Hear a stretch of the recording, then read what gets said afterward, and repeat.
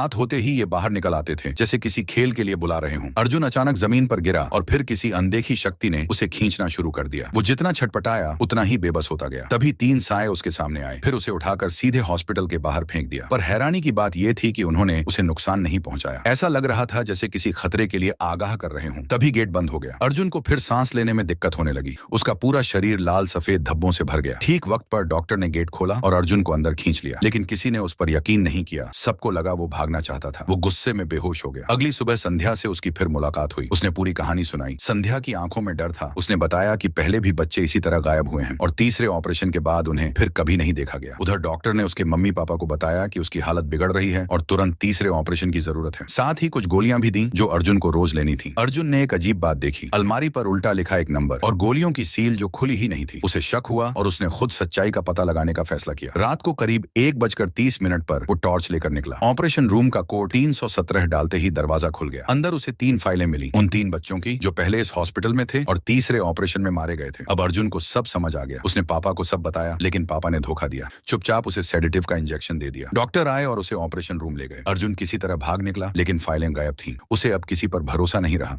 वो एक कमरे में घुसा और देखा असली में डॉक्टर नहीं बल्कि नन्स थी। एक मादा मच्छर का पीछा करते हुए वो तहखाने में पहुंचा, जहां एक बलि की जगह मिली। डॉक्टरों ने उसे वहीं कैद कर दिया। मम्मी पापा भी वहीं थे, लेकिन कुछ नहीं किया। अर्जुन की तबीयत फिर बिगड़ी और वो बेहोश हो गया। जब होश आया तो समझ आया उसे कोई बीमारी थी ही नहीं। ये सब सिर्फ उसे दबाने का तरीका था। माँ जो अंदर से डरी हुई थी आखिरकार उसे बचाने आई, लेकिन जैसे ही वो सामने आई अर्जुन ने उसे फंसा लिया। माँ जब होश में आई तो देखा उसके सामने एक क्रॉस में छिपा चाकू पड़ा था। अर्जुन फिर एक कुएं तक गया। उसका ढक्कन हटाया तो देखा तीनों बच्चों की लाशें वहीं थीं। अब माँ को पूरी सच्चाई समझ आ गई। इसी दौरान अर्जुन को फिर पकड़ लिया गया और ऑपरेशन टेबल पर बांध दिया गया। माँ पहुंची, सबको पीछे हटने का इशारा किया, चाकू उठाया और पापा को देने लगी ताकि अर्जुन को छुड़ा सके, लेकिन पापा ने वही चाकू डॉक्टर को थमा दिया। अब डॉक्टर कोई सर्जरी नहीं बल्कि किसी धार्मिक अनुष्ठान जैसी चीज करने लगे। सफेद वस्त्र, मंत्र, पवित्र जल और चाकू सीधा अर्जुन के सीने पर रोका गया और तभी वो खुद डॉक्टर के हाथ में पलट गया। अर्जुन की राक्षसी शक्ति जाग चुकी थी। उसकी आंखें लाल हो गईं। जोरदार चीख से पूरा हॉस्पिटल कांप उठा। डॉक्टर डर कर भागने लगे। अर्जुन ने बस एक इशारा किया और सब कर्मचारी सीधा खड़े हो गए। वो अब पूछता है, मैं कौन हूँ? माँ ने जवाब दिया, तू एक राक्षस की संतान है। मैंने तुझे मांगा था, लेकिन जो दिया गया वो इंसान नहीं था। पापा ने पीछे से हमला करना चाहा, लेकिन अर्जुन ने उसका सिर पकड़ लिया। अंत में अर्जुन हॉस्पिटल से बाहर निकला। जहां जहां वो गया वहां आग लग गई। उसने सब कुछ जला डाला, लेकिन माँ को नहीं मारा। बाहर आने के बाद उसका शरीर भी सामान्य होने लगा। दरअसल संध्या और बाकी तीनों बच्चे भी राक्षस की संतान थे। उन्होंने मदद नहीं की क्योंकि ये नियम था, उसे खुद ही लड़ना था। माँ ने उसे कपड़े पहनाए और गाड़ी चलाकर वहां से ले गई। वो दोनों अंधेरे में गायब हो गए।